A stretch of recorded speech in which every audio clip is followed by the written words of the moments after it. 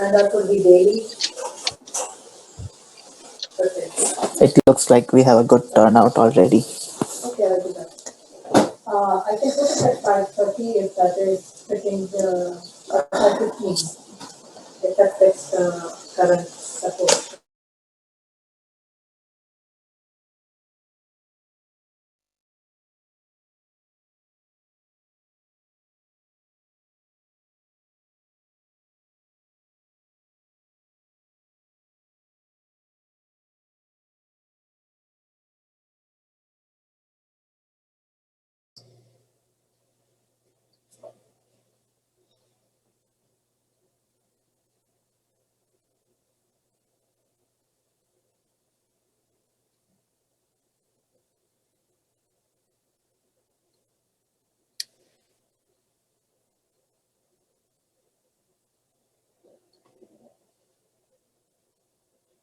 Uh,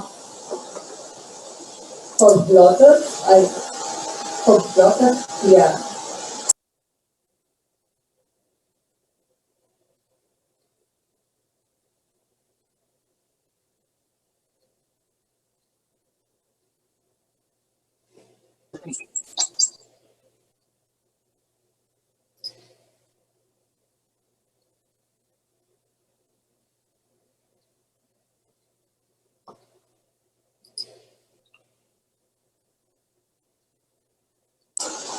Okay. Right. Everyone who just joins in and is not a speaker, can you please mute yourself when the speakers are going to talk? And we will start in a couple of minutes since this is the first one. We want to give time people to find the link and log in correctly.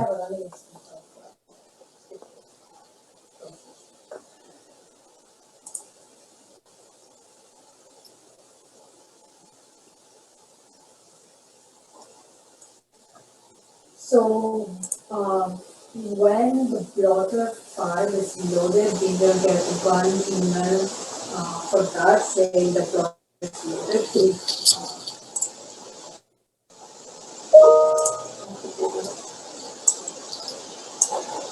Basically, there are two emails. There is one that we create when the file is actually uploaded. Excuse me, good afternoon, everybody. Thank you for joining us. If I could please ask you to turn your mute button on, and then this way we will get started here in just a minute. Thank you.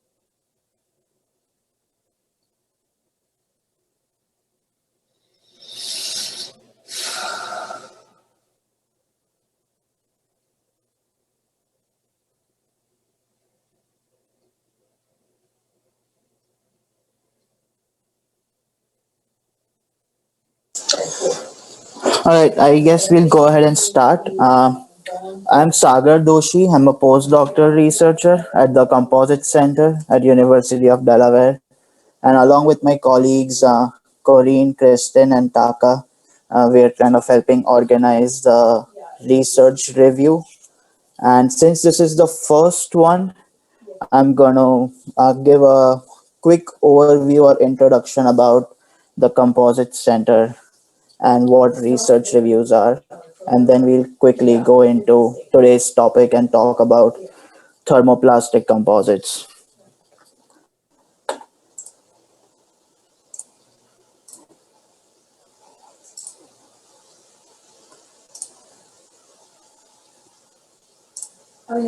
So, once again, welcome everyone. Good afternoon to people here in USA, and we have a few international guests as well. So, greetings to everyone. And I'd like to tell you a little bit about the Composites Center. The Center for Composite Materials was founded in 1974, and then over the years it has gone on to be internationally recognized center known for composites research as well as education. And we have a three-part mission. First and foremost, the most important, conduct basic and applied research. In the process, train and educate a lot of our students, engineers, and scientists. And again, very importantly, transition the research and technology that we are developing here to industry and create more impact. We have over 200 research staff and student. We have two facilities, one on the UD campus and another one 5 miles offsite. CCM has also been a center of excellence for 8 different government agencies since 1985. And we're one of the pioneers in university industry partnerships and have had over 350 industry partners over the last 40 plus years, from small material suppliers to large and famous aviation companies. So we take pride in our capabilities and vast experience of conducting basic or fundamental research all the way to product development. We at the center have unique capabilities of conducting research at fiber length scale or sometimes even lower, complemented by MD simulations and FEA modeling, all the way to product and technology application development, and more recently, even pilot manufacturing line for our tough program. So we use basic research to understand the key mechanisms and then leverage those to optimize the processes and the parameters for product and application development. We've worked with government agencies and a large number of industry partners, as well as many different universities. So, to talk a little bit about research reviews, we typically hold these in spring and they're held in person during Wednesday lunch hours. But as everyone's adapting through the global situation, we are holding it virtually this time on Friday afternoons at 3 o'clock. And we'll have about 40 odd presenters grouped into three or four and presenting over the next 12 to 14 weeks. Our leadership at CCM, along with affiliated faculty, research scientists, research associates, as well as postdoctoral researchers, and our graduate and undergraduate students will participate in this. We will cover a wide range of topics from thermoplastic composites for today, interface characterization, durability and environmental aging, additive manufacturing, and many, many more. And the key goal for this research review is to dissemination of research knowledge, create a fairly informal environment and opportunities for networking and collaboration, and also give a chance to our students and researchers to fine tune their presentation skills. So since this is the first time we're doing it virtually, if you have any feedback, please reach out to us later or at the end of this. And without any further delay, we'll start with today's talk on thermoplastic composites. And the outline for most of these will be that our senior researcher will likely give a program overview followed by more in-depth talks. So we'll start with today's program. Uh, Dr. Dietzel, do you want to start?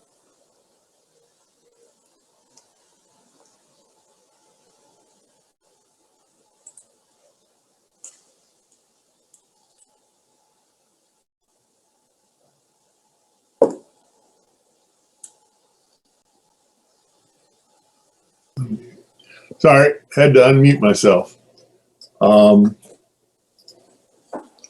I'd like to welcome everybody to this first run of research reviews that we've had in basically a year. My name is Joe Dietzel. I'm a senior scientist here at the Center for Composite Materials. and I'm involved with a number of different aspects of the ongoing research here. Today, what I thought I'd like to do is just give a little introduction to the technical talks that are going to follow me. But I'd kind of like to start off with, actually, some interesting questions that I think are common to all of the research programs that you guys are going to talk about and listen to over the course of the next couple months, right? And they are not by no means limited, but they are key questions that I think are fundamental to a lot of the research that we've done here historically and what we are currently doing. And the first question is, how does load get to one side of a composite from the other? How does it translate it, right?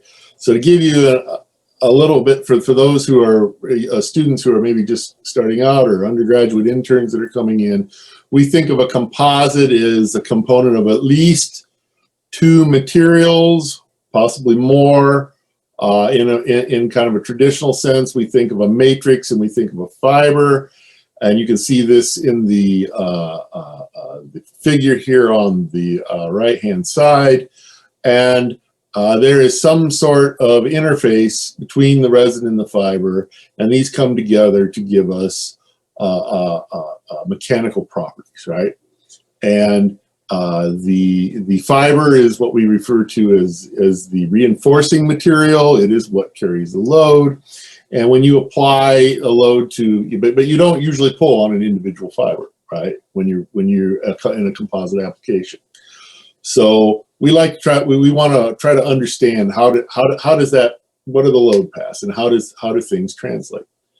A second question that we ask ourselves a lot is, how does failure initiate? So when you load the material up to a certain level, eventually things start to break, right? So how does that failure initiate? Usually in a composite, it doesn't happen all at once. There is a progression that occurs, and during that progression, load rearranges itself, right? So we kind of want to understand that. Third question we like to think about is, how do the rate-dependent thermal and mechanical properties of a matrix, the reinforcement in the interface, influence the answers to questions number 1 and number 2, right? And number 4, once we understand what we think for a given system, once we understand kind of the answer to question 3, how do we choose the best materials to optimize the composite for a specific application, right?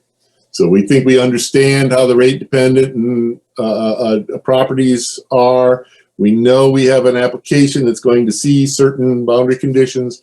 How do we pick our best combination of the fiber and the resin, and how do we design that adhesion at the fiber-resin interface, which allows us to translate load to our reinforcement, all right? And then finally, we have number 5, which comes down to, how do we actually make materials to achieve a composite with the desired performance, right?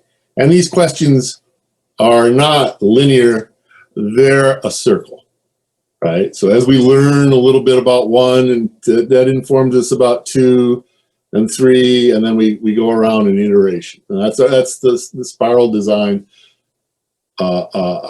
iteration of our understanding of the design of materials, right? So a very common term nowadays is materials by design.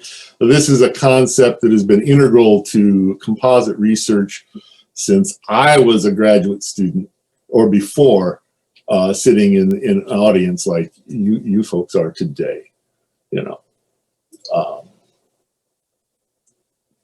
So for the talks today, we're going to be discussing specifically composites where we have a thermoplastic matrix, and the motivation ultimately is to try to understand how they behave when we have highly aligned discontinuous fibers in them. Many of you may be aware of, or may be part of programs associated with our tough material. This is kind of one aspect of the motivation for asking these questions. And specifically, the materials being considered here are an AS4 carbon fiber and polypropylene matrix with the ensuing interface. To try to answer the 5 questions I posed, we need to understand certain basic properties of the constituent materials. We need to understand time-dependent resin properties, the elastic, the plastic, and the viscoelastic behavior, right? We need to be able to understand the time-dependent fiber matrix interface properties. And to do that from an experiment side, we have to develop and modify existing experimental techniques to generate the value, to generate data from which we can determine make predictive traction laws, right?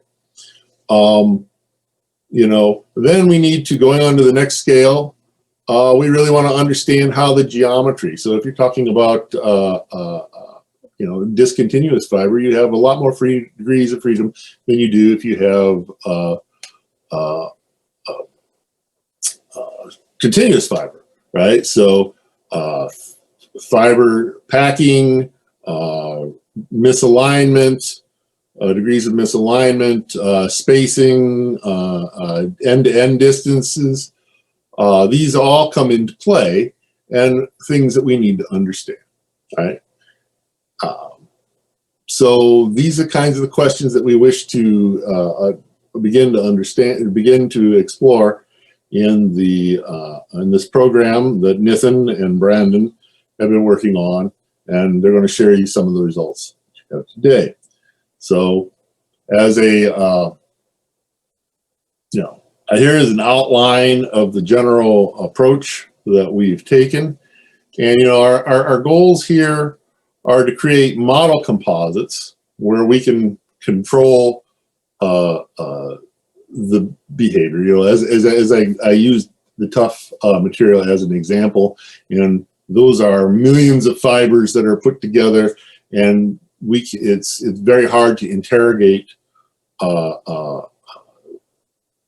properties on the scales that we're interested in. So with such a complex system. So, you know, part of our goal here is to develop model arrays and to start with actually model single fiber composites. We want to probe the microscale mechanisms and and understand the relationships to the macroscale composite properties. And the focus in particular is on the time-dependent interface properties. And that's going to require the development of some fairly unique experimental techniques that Brandon's going to talk a little bit about. You know, we wish to be able to visualize, model, validate, and understand these non-uniform material behaviors at this fiber length scale. And ultimately, we want to be able to put together a computational tool that will allow us to design and optimize the constituent properties and geometries to control these mechanisms in the macroscale composites.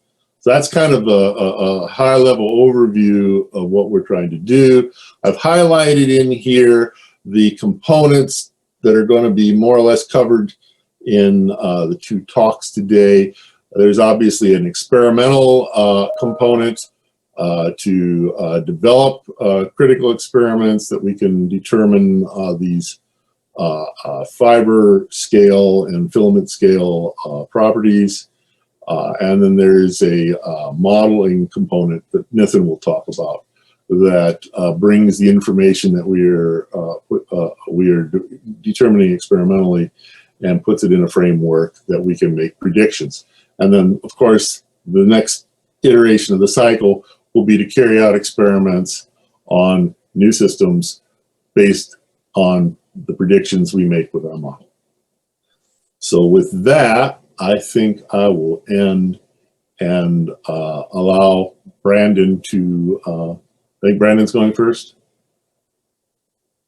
Sagar? Yep. So I will allow Brandon to start off with his talk. Okay. See how do I? Okay, stop share. There we go.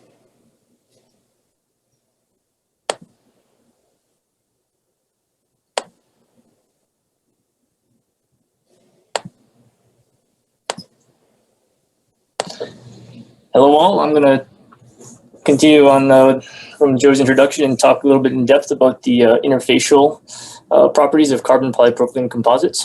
And without further ado, here we go. So the overview, I'll go give a little background on the motivations and I guess some of the materials that we're using. We'll go over sample prep. Then I'll talk about the temperature-dependent interfacial shear strength. We'll look at the load displacement curves and take a look at the temperature-dependent energy absorption. And then we'll go to conclusions and future work where Nathan will pick up on the modeling front. So backgrounds, polypropylene is our resin or matrix. It's a thermoplastic in the commodity class materials. It's low cost, it's ease of processing, and has a useful service temperature. This material, however, suffers from creep rupture failure, which again is the resin time-dependent properties. So fibers can be added as a reinforcement to mitigate the creep effects. In this case, we're doing AS4 carbon fiber. There's the 4 overall mechanisms we have of failure in composites. So there's interface debonding, frictional sliding after failure occurs, resin plasticity, and then fiber breakage. So 3 of those, the interface debonding, frictional sliding, and resin plasticity, are governed by the resin's properties. So interface testing allows us to gain a better understanding of such properties, and then also we can make analogies to macro scale performance, such as in tough. So to go about some baseline characterization, so this is isotactic polypropylene. There's a 10% malleated polypropylene blend added to that, so to help promote the interface, chemical interface between the two, carbon fiber and polypropylene. So we ran TG via DMA, got about 3 degrees C, bulk crystallinity about 62%. And we did a little study where we did pull-out versus the amount of the malleated polypropylene, and found that the 10% gives us the best performance. So the map will help bond to the unsized AS4 carbon fibers. Even though they're unsized, there still may be hydroxyl groups and amine groups from different acid washes that the fibers may have been subjected to. Yield stress was, so mechanical testing of polypropylene films were conducted.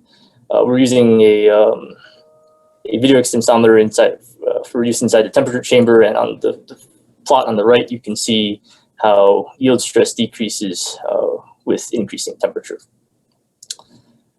Now, to make single fiber pull-out samples, we basically stick a single carbon fiber into a droplet of polypropylene.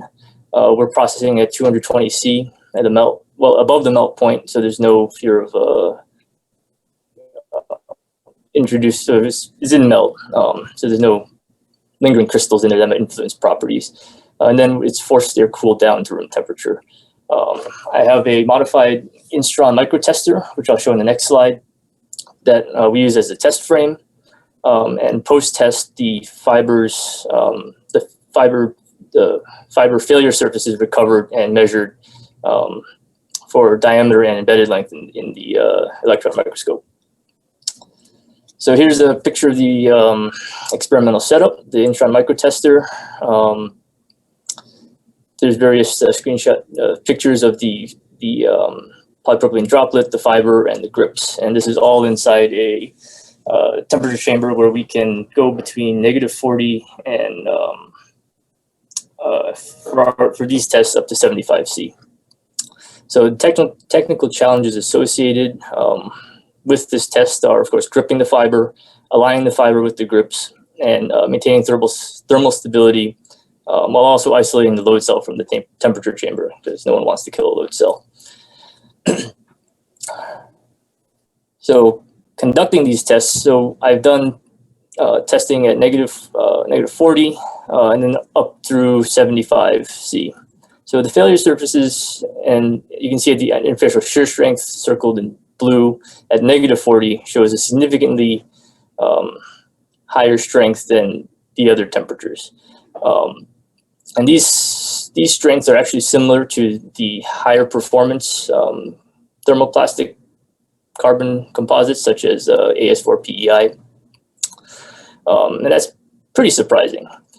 As we increase temperature, we're in this transition range from -10 to 25 C, and that's where your interfacial shear strength drops by about half. At this temperature, there's a mix of adhesive and cohesive failures. So I'll show the residual fiber surfaces later, but you have clean fibers and ones with some residual matrix clinging on.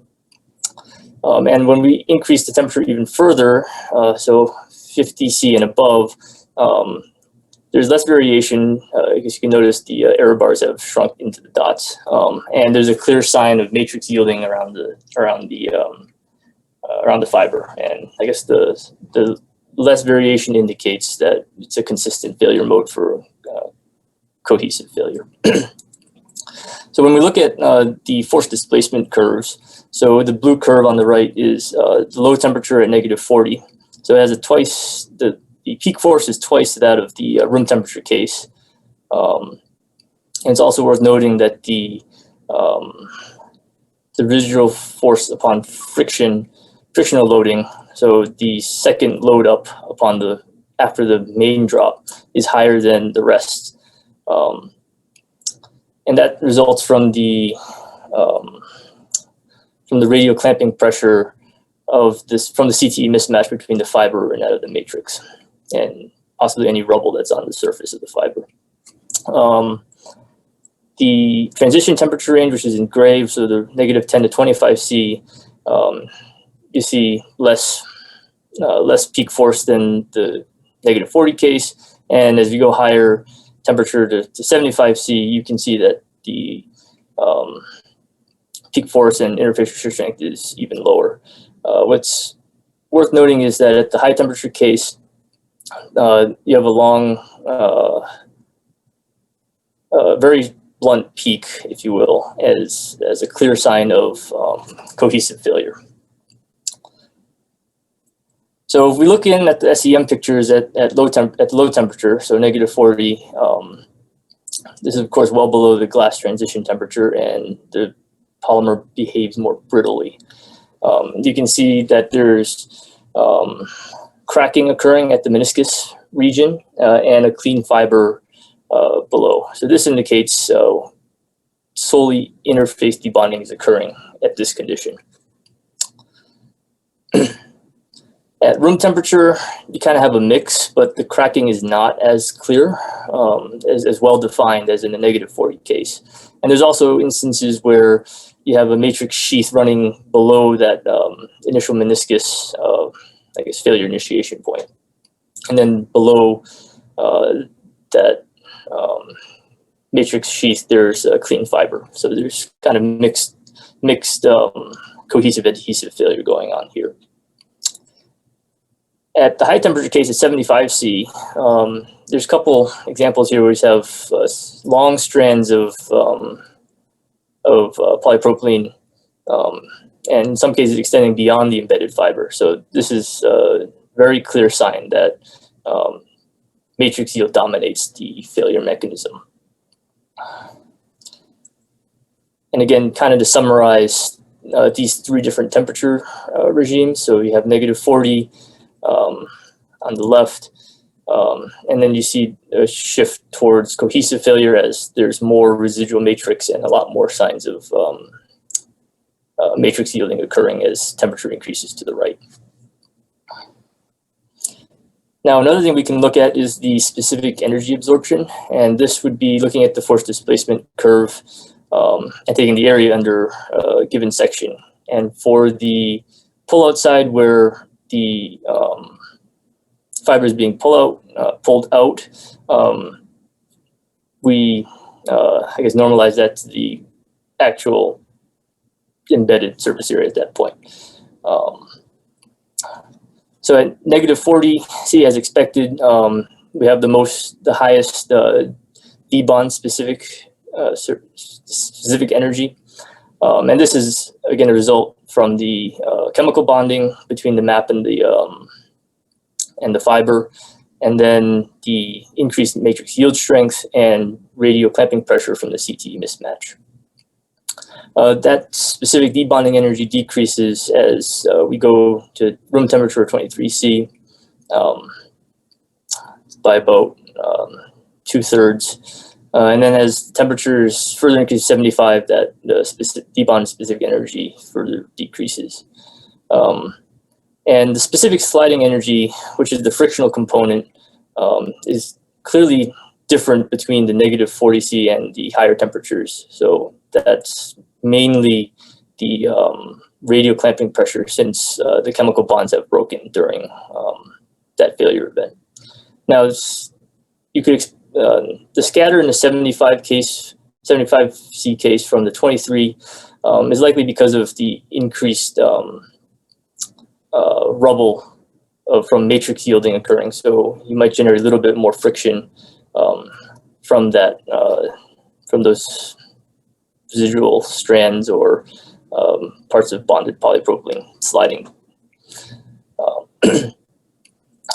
And to summarize, interfacial shear strength and the specific energies, exhibit a strong inverse temperature dependence.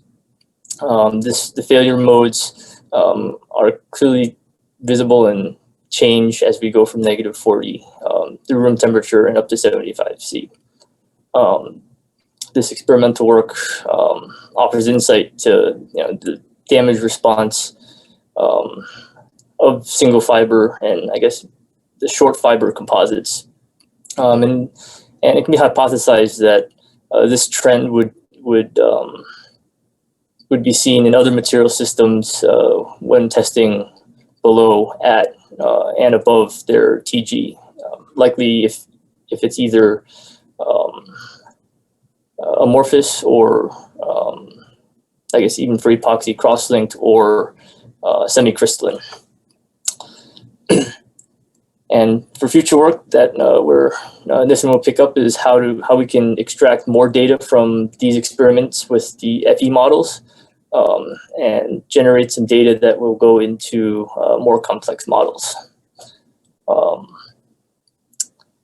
And there's a lot of factors that go into such FE models. And with that, it's been great to kick off the CCM Spring Research Reviews for 2021.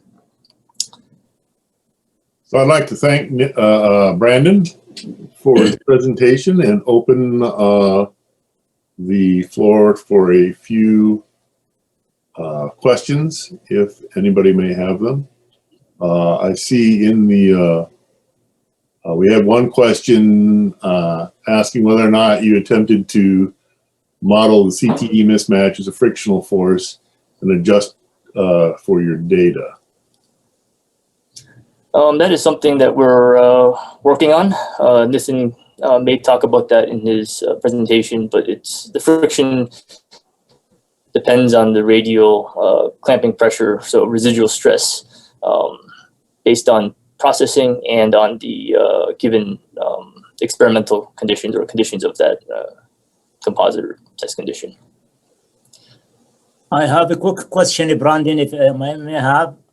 I believe you keep talking about residual stresses. Mhm. And I look carefully at your SCM. If I were of you, I will look for crystallization procedure. I can use X-ray, right? Because as I told you that several times, that occurs transit crystallization Mhm. at the interface, which is totally different from the bulk of the matrix. I believe when you cool it down to minus 40, there is kind of a transition occurred in terms of the crystallization. That's what I'm talking about. I believe that this is the key. This is the key. But I believe you need to make X-ray on this on the region. I don't know how can you maybe Joe can help you with that. It has to do with the transit crystallization So mechanism occur. allow me to address that. You are absolutely correct that one of the adhesion mechanisms is very likely transcrystallization, and that's part of the reason that we did the optimization with the map early on. I think for the purposes of this particular project, what we're interested in is being able to develop the appropriate traction laws, and this is where the reason for the multiple temperatures and what Brandon I don't think talked to. We've also done different loading rates for each of these at each temperature, and the goal is to develop traction laws that can be incorporated into the FEA simulations. You're absolutely right. There's a whole other area of a wealth of research looking at understanding on the molecular and crystal scale what's actually happening at the surface and what can we do. And this goes back to thinking about how we can engineer better in the future. The interesting thing from Brandon's results, though, is at room temperature performance, failure is happening in the matrix. So improvements at the interface are going to have less of an issue for these kinds of materials, right? And I think it was very interesting to know. Brandon mentioned this, but it's when you see the testing below TG, right? You see, we start getting interfacial shear strengths that are comparable to what we get room temperature testing for peak and PEI composites as well.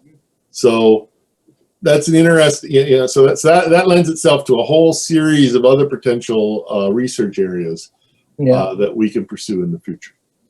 Yep. Thank you. So I think in the interest of we will move along to Nithin, who is going to talk about how we've been taking some of the data that Brandon presented, as well as other things that he's been doing, and beginning to incorporate it into a computational tool. So with that, I think I'll let Brandon. It's plus 235. So I'm Nitin, a postdoctoral researcher in Center for Composite Material. So I'm not talking about the introduction and all. So Joe and Brandon explained what's the motivation and the overall the project. So I'm continuing with the Brandon talk. So he's seeing a very interesting result at different temperature. The mechanism is switching from cohesive to adhesive behavior. So typically the pull-out test people are using to get the traction law or the interface property. So I'm showing the computational method how to develop a model to predict the local behavior, to understand all behavior locally and get the proper traction law or the property which will define the interface property. Since we are seeing two different mechanisms at different temperature, we need to consider fiber and rosin and instead of interface, we have to model an like a resin failure, which will give the cohesive failure of resin. So first, to model any computational model, we need to get the constituents property. Here we have three constituents: resin, fiber, and interface. So since the semi-crystalline material like polypropylene, we need to get the temperature dependent and rate dependent property, and again crystallization dependent property to capture the correct mechanism of the polypropylene and to mimic the experimental into our model.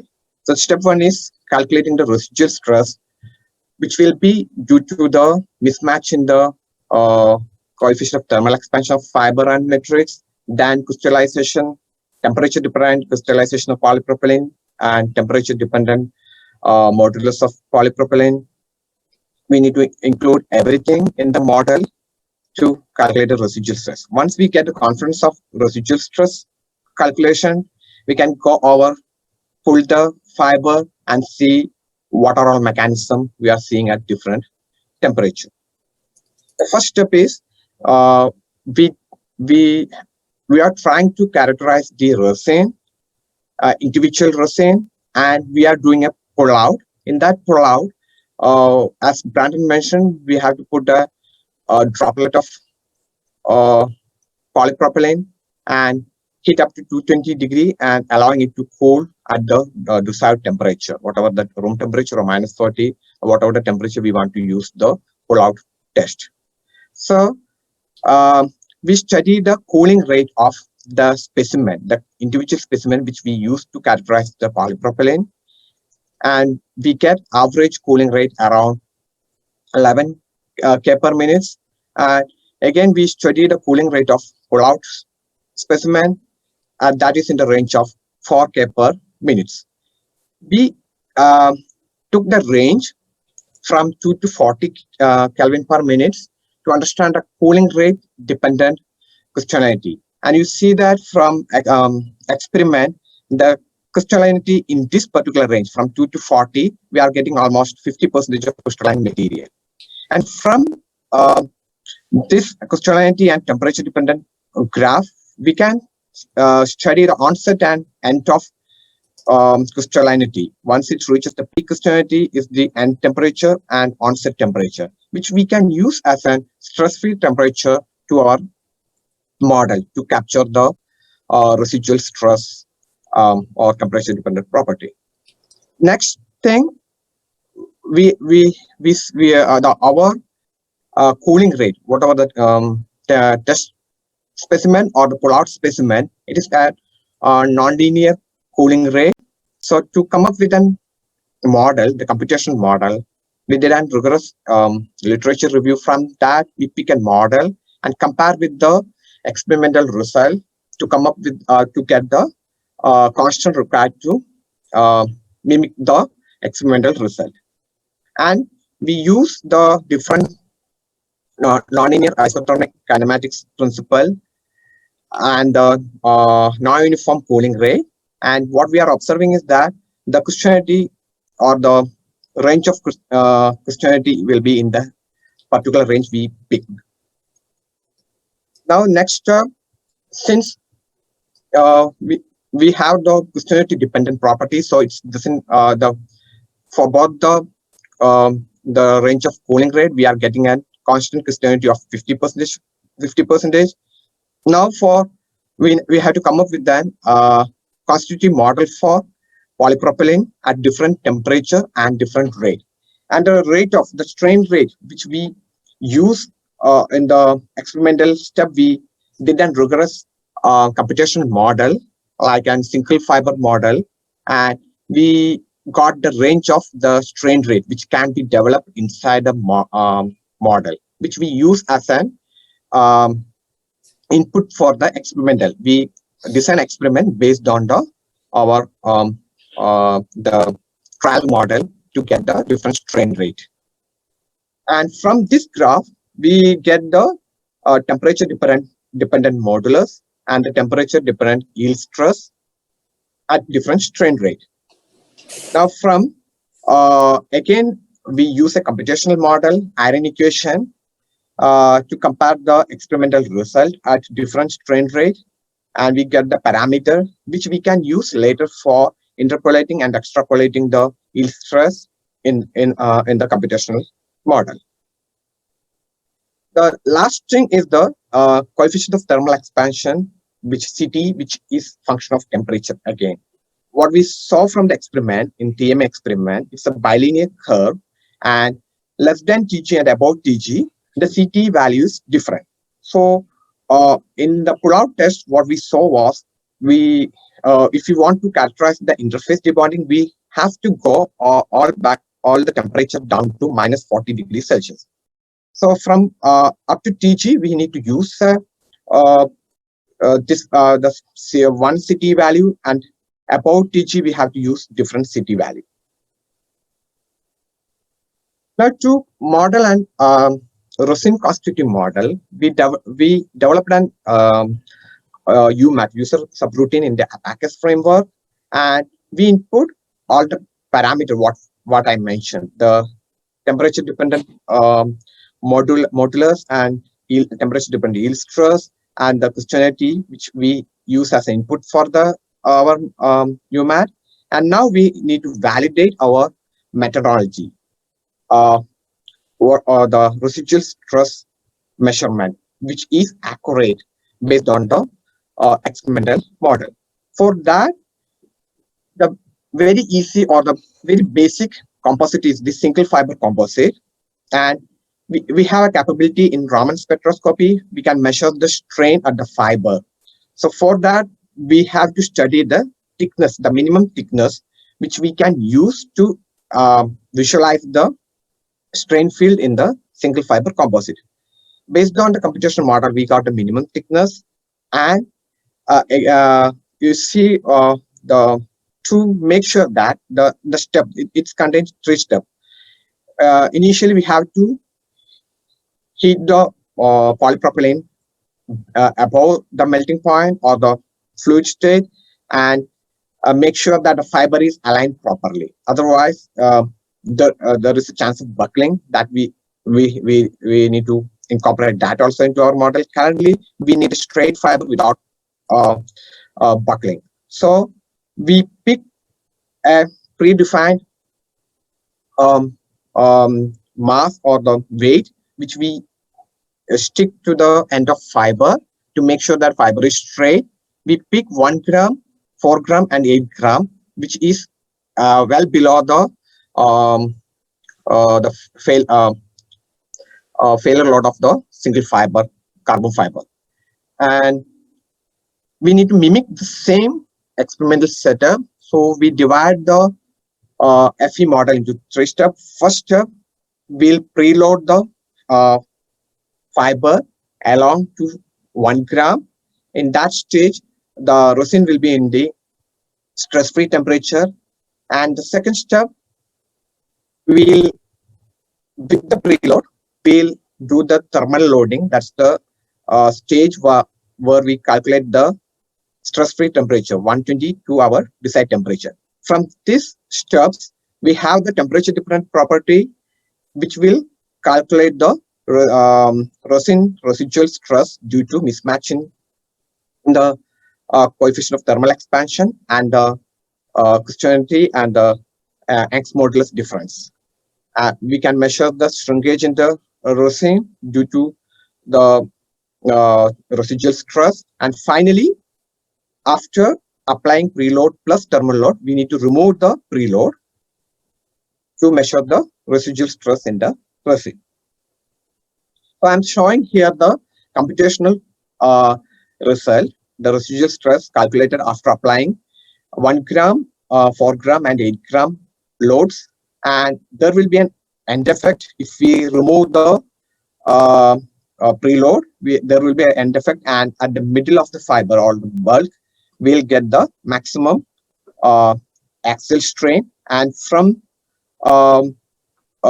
this particular strain and the displacement curve, we can measure the ineffective length considering the 90% plateau of the maximum axial strain on the curve. Now we compare the result from Raman spectroscopy and my developed computational model. We are getting a pretty close result, and now we got the confidence about the residual stress calculation.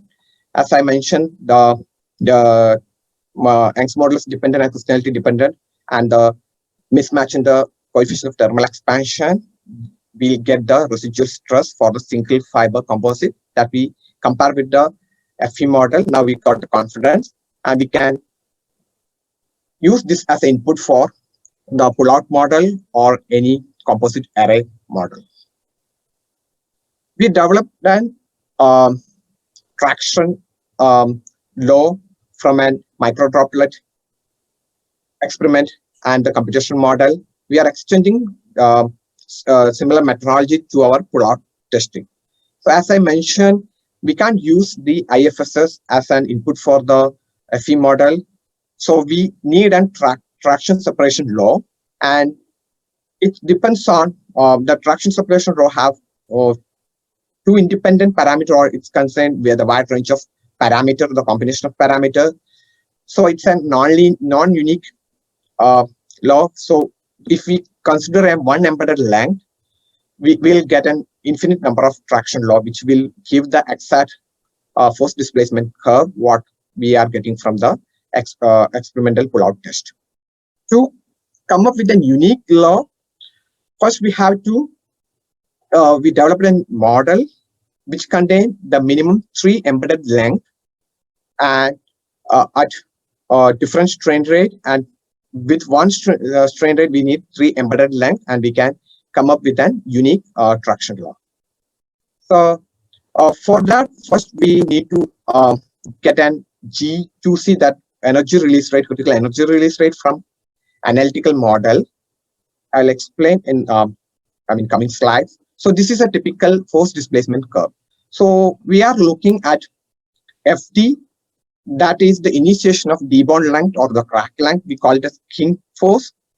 And the peak of the force displacement curve is the, we call it as peak load, and the frictional sliding. Once it break completely, then there will be an overshoot, and from there it will be a frictional sliding between fiber and resin. So the slope of this curve, we can predict the coefficient of friction using our computational model. This I'm showing the residual shear stress at different embedded length. So for Brandon, in his experiment, he used 75 micrometer and 100 and 150 to capture the force displacement behavior, which I can use it for the determination of traction law. Now, as I mentioned, I'm considering the residual stress. Then instead of considering an cohesive bond or any bond, I consider as a frictional bonding between fiber and matrix. Now with different coefficient of friction, I will get that different slope. Force displacement curve in force displacement curve, I get a different slope. I can study the slope of the computational model with the experimental frictional sliding slope. Then I can match the value around coefficient of friction 0.5.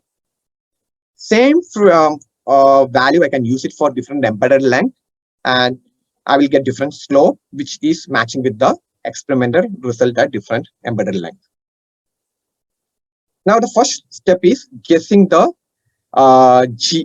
G2C for my particular pull-out case. So in the literature, they mentioned they developed an analytical model based on the concentric cylindrical model, and further developed for the pull-out model.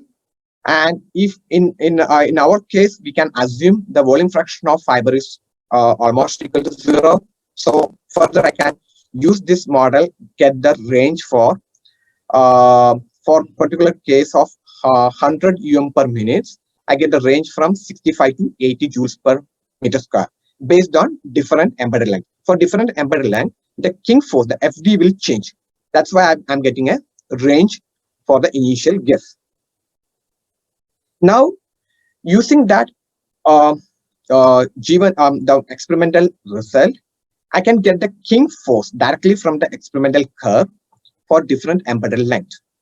And based on the king force, I can use the pull-out model and come up with the range of peak traction from 150 UM to 75 UM. So the range will decrease based on my model at different embedded length. Now use the range, the peak traction, and use the initial range of G1C input to the model, and use the coefficient of sliding is 0.5.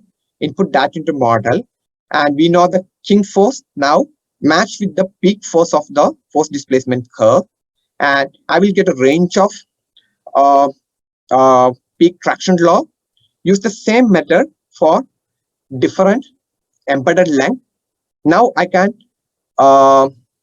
decrease the range from 150 the embedded length 150 UM to 75 UM, and finally I get an unique traction law at one particular strain rate, that is 1000 UM per minute. I got the traction separation law.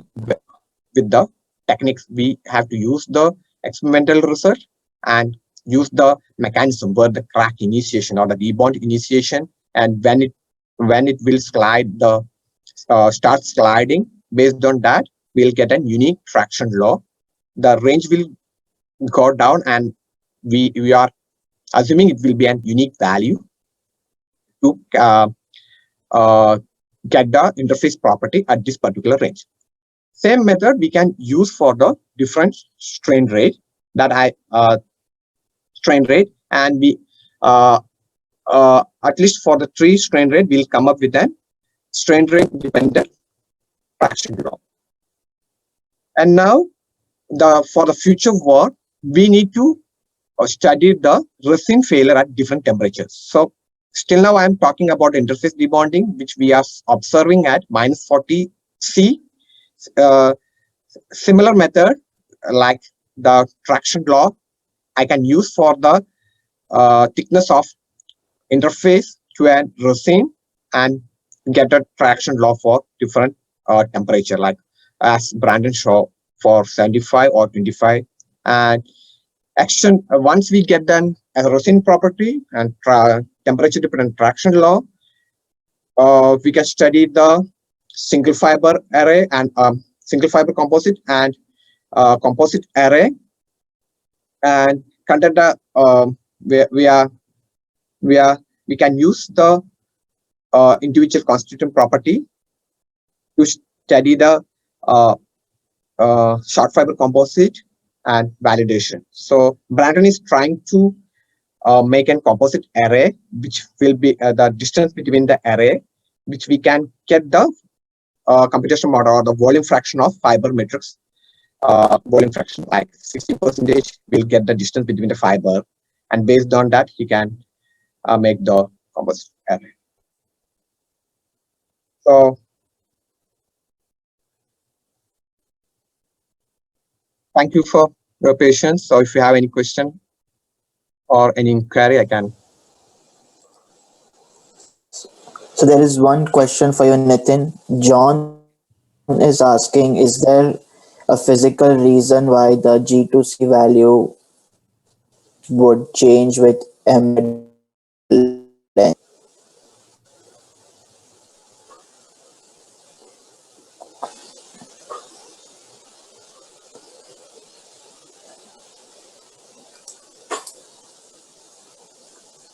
Yeah, so this is, Jack Gillespie. I think, Nitin mentioned it, but, the challenge with traction laws, it's well known that since it's a kind of a triangular form, the one we've used, you can have an infinite number of peak stress and energy release rates that will give the same FD value and the same response.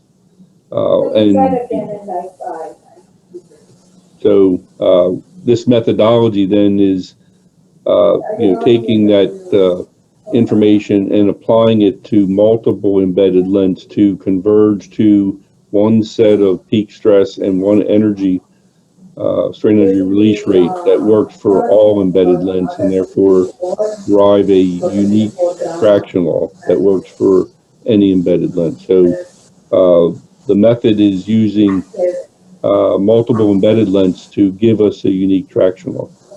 So in the end, the fracture toughness in mode 2 is indeed a constant.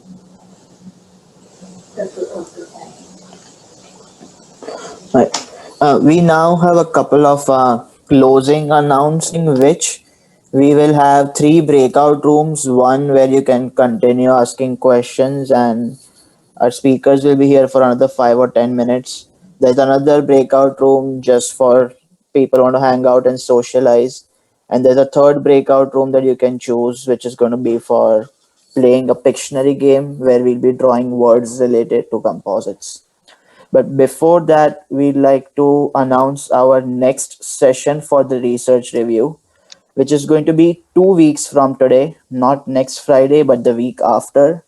And we're going to talk about advanced manufacturing of structural and functional devices for the DoD. And this will be led by Larry Holmes at CCM. And if we'll send out the registration links through the emailing list as well as social media. If you joined us through social media and you want to be put on the mailing list, then please reach out to Kristen Scully.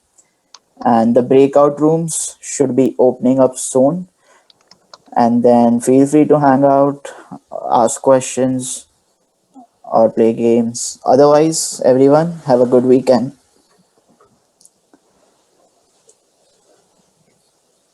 Kristen, can you open the breakout rooms, please? Okay.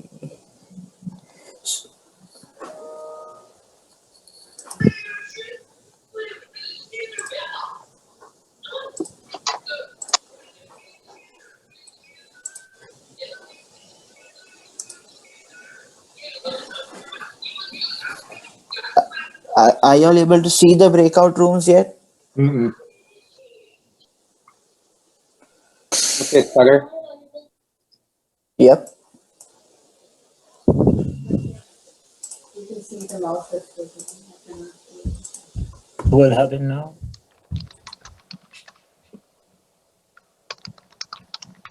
Hello. Oh, hello, hello. Don't know you.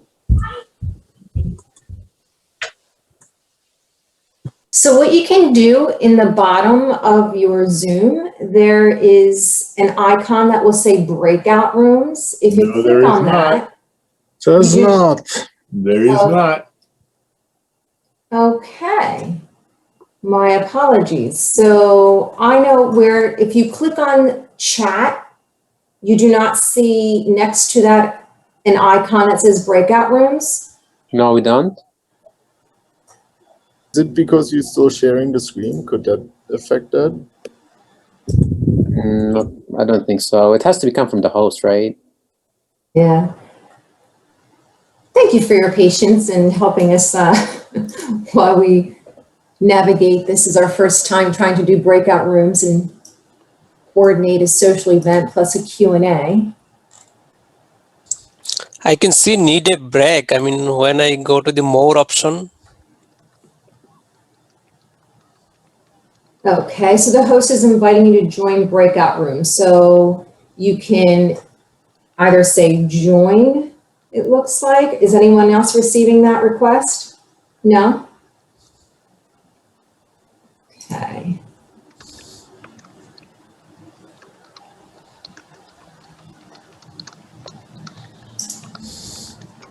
Okay, well, let me ask you this.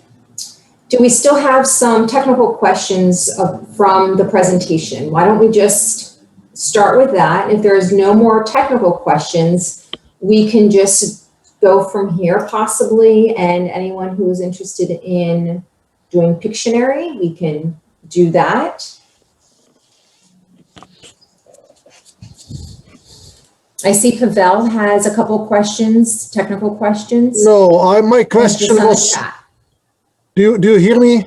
Yes, we do. I had like a conceptual question because you have axisymmetric problem, you build axisymmetric model, which is kind of nice and simpler. Now you go into the failure, so your axisymmetric deterministic model will give you axisymmetric failure, which is not what you are seeing. So how far can you go with that?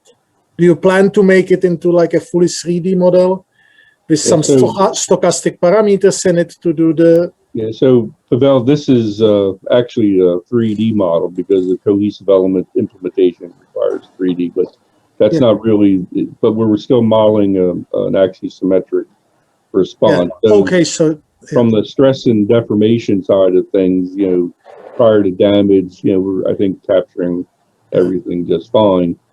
And, if you depend on the length scale which you look at failure, it will determine how well of an axisymmetric failure you see. So if you look at it from a large length scale perspective, you get, the cracks propagate from top to bottom, they propagate around the circumference, and that is one level of axisymmetric failure. But when you look at it under an SEM, clearly you see, deformations that vary spatially along the length and around the circumference, and that is not the length scale modeling that we're doing here. So in other research talks that will be coming up, you'll see the modeling that we do at lower length scales, at the lowest length scale, actually doing molecular dynamic simulations and bond breakage for interface failures.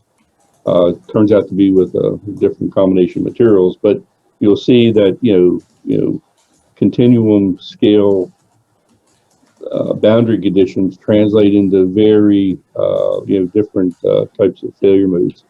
And at a higher length scale, looking at fiber matrix interface, say within a toe, under mode 1 loading, which is another continuum, that the actual damage at the lower length scale is composed of many different failure modes. So the bridging of the length scales is kind of the basis for justifying the level of symmetry, in this case, axisymmetric. So at the level we're modeling, I think axisymmetrics is justified. When you look at it under high magnification and SEM, clearly you see features that are not. So, and if you are considering like deterministic value, axisymmetric will work. So if you have a probabilistic failure criteria, then we can't use the axisymmetric. So think about that. If you have a properties same everywhere around the circumference of the fiber, so then axisymmetric problem is good enough to get like the interfacial debonding. So the interfacial debonding, the property, the stress concentration, whatever will be the uniform around the circumference. So once you have a probabilistic value, then it will change. Yeah. So Pavel's question was, we assumed axisymmetry, but when he looks at the failure modes, they're not totally axisymmetric. Yeah, that I agree. So we have to.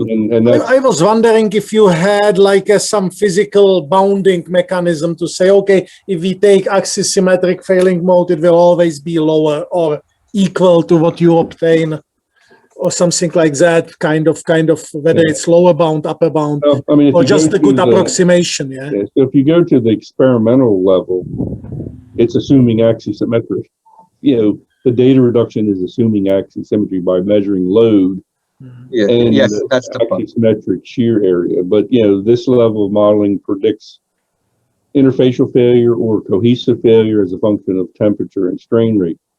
But if you go down in length scale, you could argue that not only are some of the properties probabilistic in nature, but you do have lower length scale defects that exist, say, within the interface. It's not like a perfect interfacial bonding, which would then violate the assumption of axisymmetry. So when we do that experimentally, or we do this from modeling, we're essentially averaging out the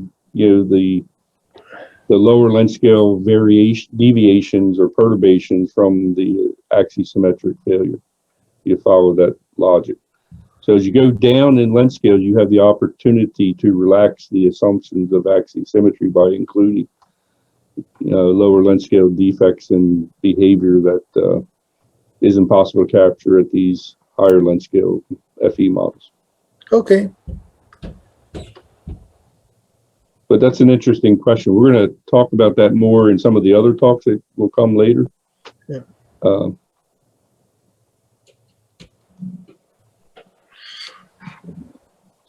Alright, I think Kristen says breakout rooms are working now. It should be the fourth icon to the right of screen share. And you should see three options, I think. Can anyone see that? Yes, I can see it. Yes, we can see that. I don't know whether everybody. Yep. Alright, so choose a breakout room of your preference. And if you're leaving us, have a good weekend and we hope to see you back in 2 weeks.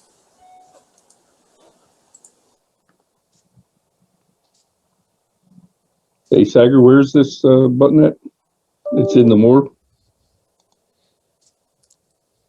It's at the bottom, boss. It's when you go to the breakout rooms at the bottom bar. Right. Yeah. Yeah, you see it down there. I don't see it. So next to the leave button, you can see reactions and breakout room to the left of it. Yeah. So which one is serving beer?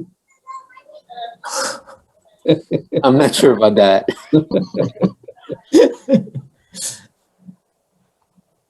Okay. Record chat. Still I don't see it.